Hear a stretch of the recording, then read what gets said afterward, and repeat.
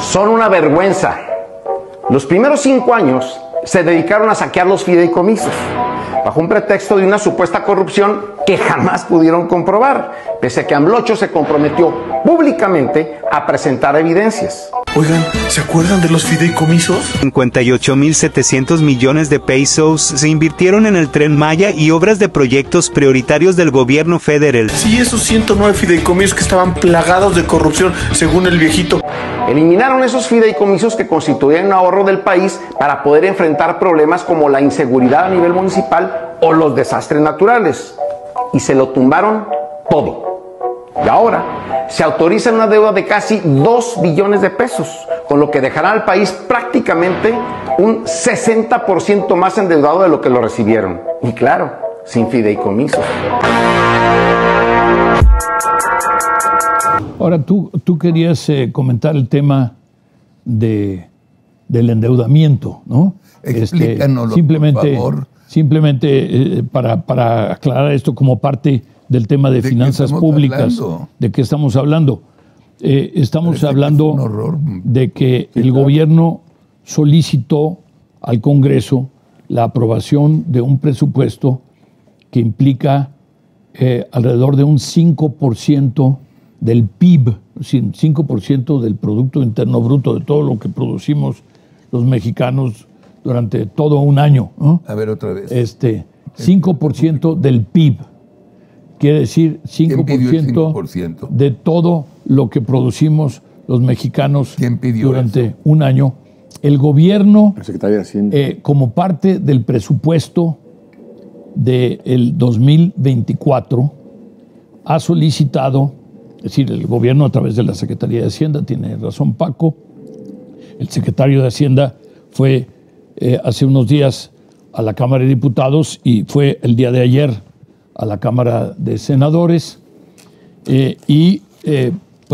planteó una solicitud de 5% del PIB de endeudamiento de necesidades financieras, que quiere decir en buen mexicano, ¿verdad? Quiere decir deuda. Deuda. Deuda por 2.000 millones, 1.9 billones de pesos. Billones de pesos, es decir, estamos hablando de 2 billones de pesos, que es decir, son miles de millones, en fin. Y estamos hablando de algo que nunca había hecho el gobierno. El gobierno había sido conservador desde el punto de vista fiscal.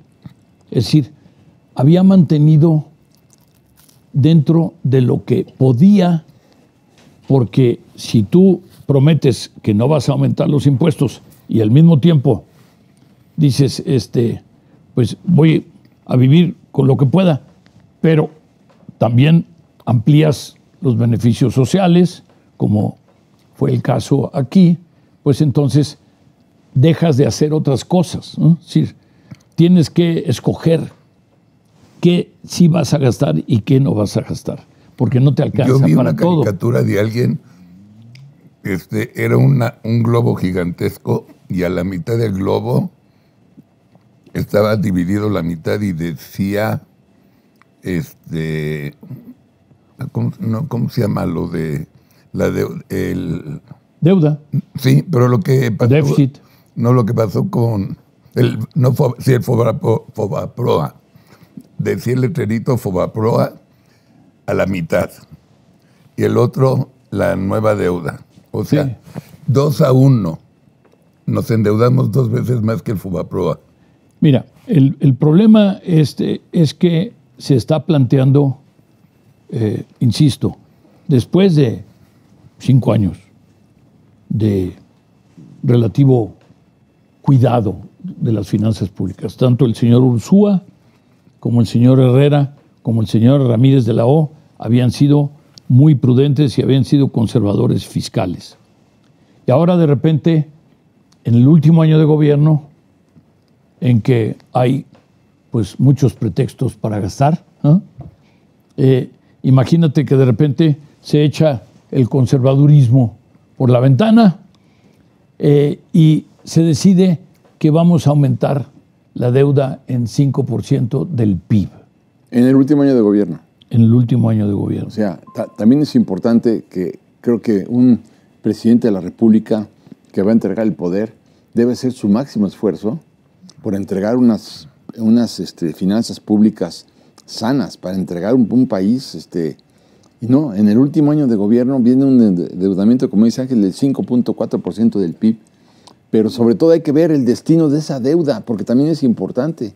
Si me dijeras que esa deuda va a la construcción de obras de infraestructura, puentes, aeropuertos. Hay un precepto legal que dice que solo se puede contratar deuda con objeto de financiar proyectos productivos. Claro. Pues que por cierto, Ildefonso Guajardo, que ha sido nuestro invitado aquí, hizo una espléndida presentación en el Congreso ahí con el secretario de Hacienda a un lado, ¿no? en la Cámara de Diputados. Y entonces, pues eso quiere decir que debería ser el tope máximo de endeudamiento, 600,000 millones de pesos, que es lo dedicado a inversión pública, que quiere decir a inversiones productivas. Claro. Bueno, si tú combinas el impacto brutal que ha tenido el aumento de las tasas de interés en la deuda interna, sí, claro. y si tú pones este enorme endeudamiento que se está planteando ahora, pues realmente estamos hablando de que, insisto, el próximo gobierno va a ser verdaderamente ingrato en materia de finanzas públicas. Eso es lo que te quiero preguntar. ¿Cuál es la consecuencia de esto? La consecuencia de esto es que vas a tener más deuda y vas a tener menos piquitos por ahí y menos recurso a que en tal fideicomiso hay un poco de dinero y en tal fideicomiso hay otro, porque ya se los acabaron todos. Ya. Y por otro lado, porque vas a tener más necesidades. Porque habrá más derechohabientes, en el sentido no de afiliados al IMSS, sino afiliados a que tienen ya derechos adquiridos porque ya han estado recibiendo pensiones, han estado recibiendo becas, pero también han estado recibiendo, o más bien han estado no recibiendo, el desmantelamiento del sistema de salud. Y hay que rearmar el sistema de salud. Hay que reconstruir, como se llama este programa. Ahorita hay 50 millones de mexicanos. 50 millones sin acceso. 50 millones, ¿sabes lo que es eso? El 40% de la población mexicana. Imagínate. Bueno. Y lo que no te puedes imaginar es por qué sigue la popularidad del presidente. Y hay que reconstruir el sistema de salud, y hay que reconstruir el sistema de educación, y hay que reconstruir la lucha contra la pobreza para que sea más eficiente, y hay que reconstruir el asunto de las desigualdades, y hay que reconstruir el crecimiento económico para que genere más recursos, para que genere solo el sector privado. 8 de cada 10 empleos los genera el sector privado, y en este momento el sector privado se está reservando y no está invirtiendo suficiente. Sí. Pero si son los 2 billones de pesos que vamos a pedir de deuda, y mucho de ese dinero no va a actividades productivas, como dice Ángel, sino va, por ejemplo, para el incremento de las personas de la tercera edad,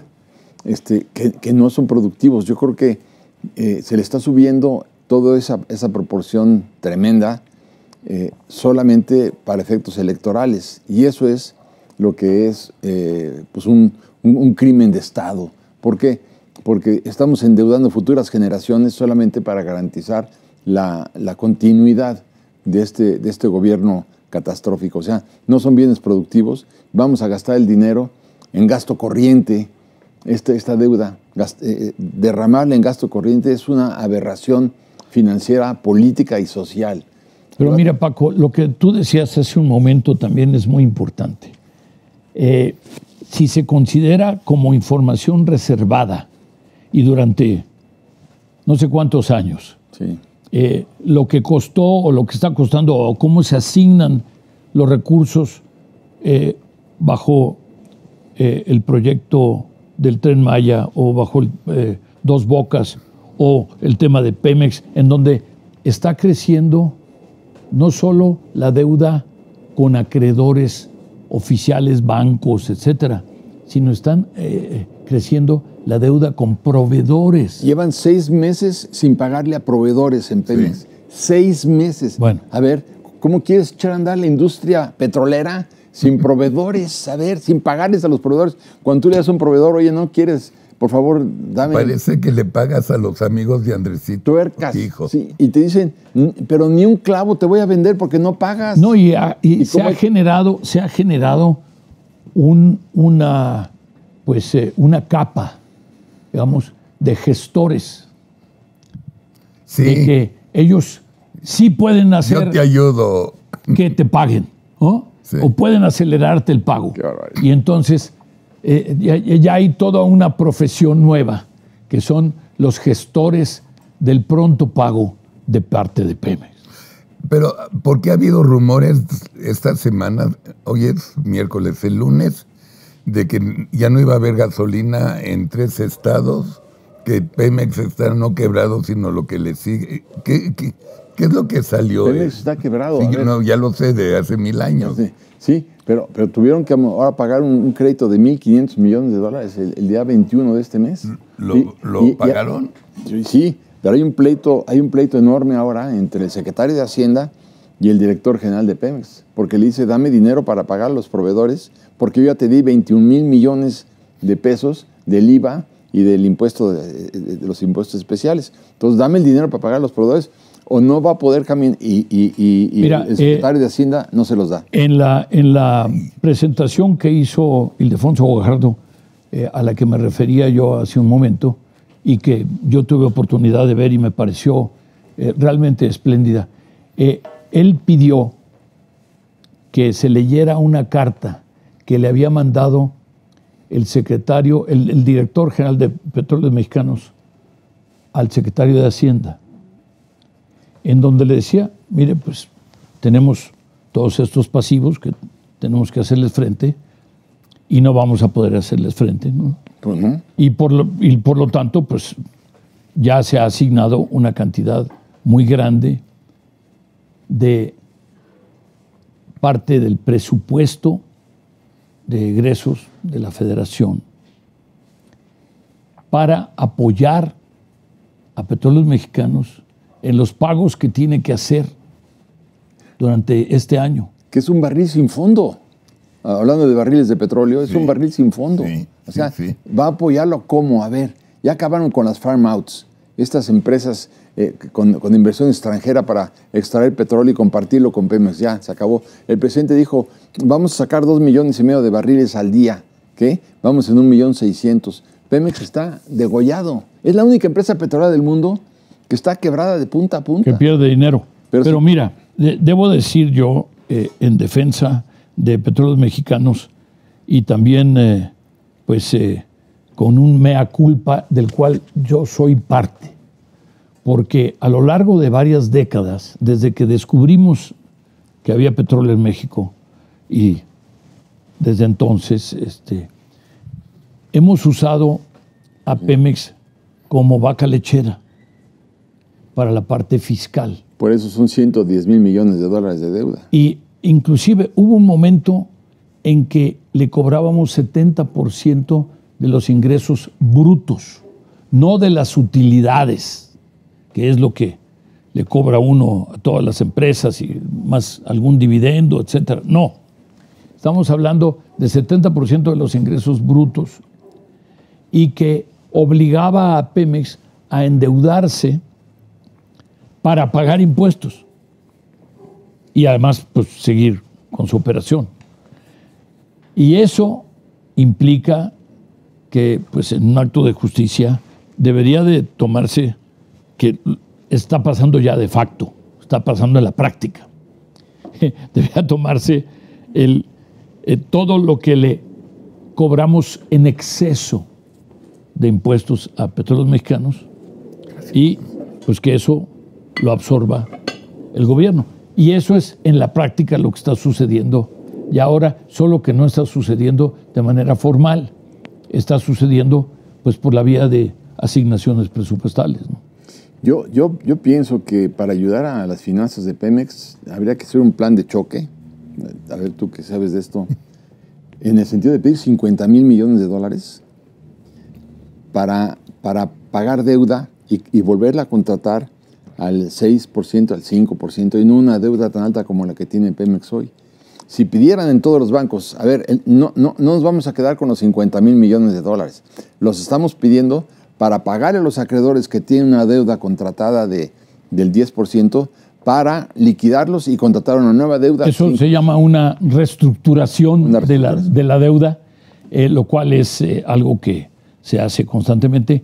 Y en la práctica, el que está haciendo eso es Hacienda. Sí. Porque lo que está haciendo es, Hacienda está pagando los adeudos de Petróleos Mexicanos a sus acreedores y al mismo tiempo está reestructurando su propia deuda, está alargando los plazos, y está idealmente pues abaratando los costos. Lamentablemente hoy están más caros los intereses en el mundo entero. Sí, claro. No solo en México. No, claro. En el mundo entero. Frente a la FED. Pero bueno, si tú comparas y es interesante, comparas los currículum de los directores. No mames, No, pues sí, de las Seven Sisters, ¿no? Sí. Los currículums de los líderes, de los directores generales de Texaco, de Exxon, ¿no? De la compañía de petróleo, de British Petroleum, de la Shell, de la Saudi, de las sauditas, quiero decir. Y lo comparas con el currículum petrolero energético del director de Pemex, ese señor, ni siquiera cómo se... Ramírez. No, es... Romero López. Romero, no Ramírez. Es experto en el cultivo de cebollines. No tiene experiencia petrolera. Y lo nombran director general de la empresa más importante de México. Pues es como darnos un tiro en el paladar. 90% honestidad, 10% de talento. Ahí está el resultado. Bueno, ¿qué les parece que la cuarta empresa más importante en generación de empleo en este país se llama crimen organizado? Sí. Contrata a 148,000. No sé si es la cuarta o la quinta, pero es escandaloso. Es una barbaridad. No, creo que es verdaderamente escandaloso. La quinta es Pemex. Es tremendo, es tremendo. Es muy lamentable y es muy serio desde el punto de vista de las implicaciones que esto tiene para el país y para su futuro. Sobre todo, ¿cómo vamos a desmantelar esa organización criminal que es como una sanguijuela gigantesca que se ha enrollado alrededor del cuello de la nación y chupa toda la energía?